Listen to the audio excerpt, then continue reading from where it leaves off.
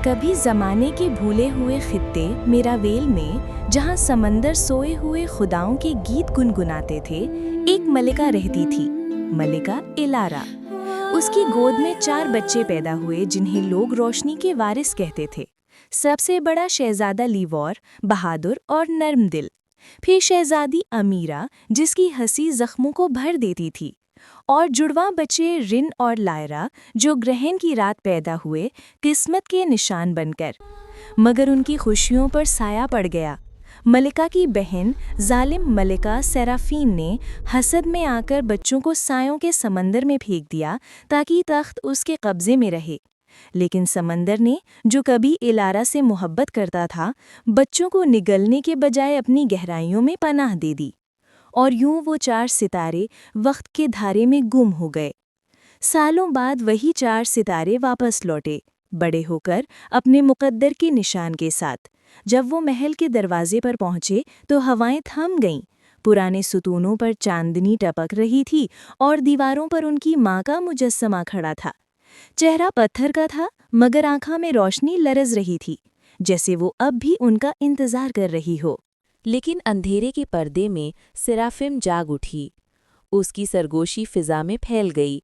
अगर तकदीर इन्हें वापस लाई है तो मैं तकदीर को ही तोड़ दूंगी। एक दिन शहजादी अमीरा किले के पुराने बाग में जा रही थी कि उसे एक अंधा माली मिला।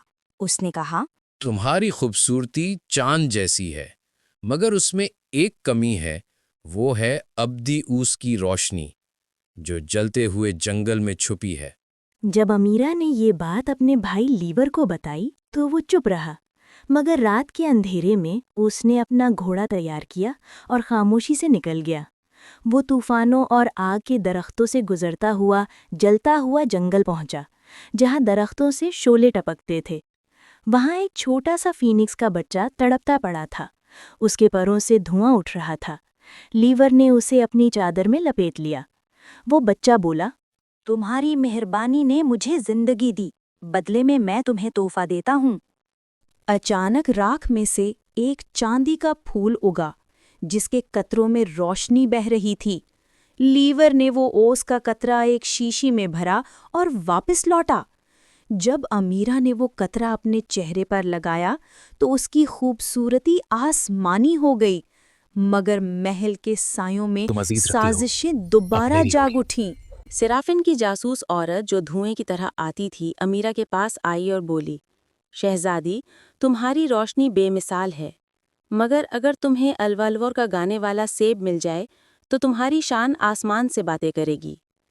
ये बात लिवोर ने सुन ली। उसने मुस्कुराकर दिल में कहा, अगर इससे मेरी बहन के चेहरे पर खुशी लौट आए तो मैं ये सेब ज़रूर लाऊंगा। वो कई दिनों तक सफ़र करता रहा। रास्ते में उसे एक शीशे का भेड़िया मिला, जो जख्मों से निढाव था।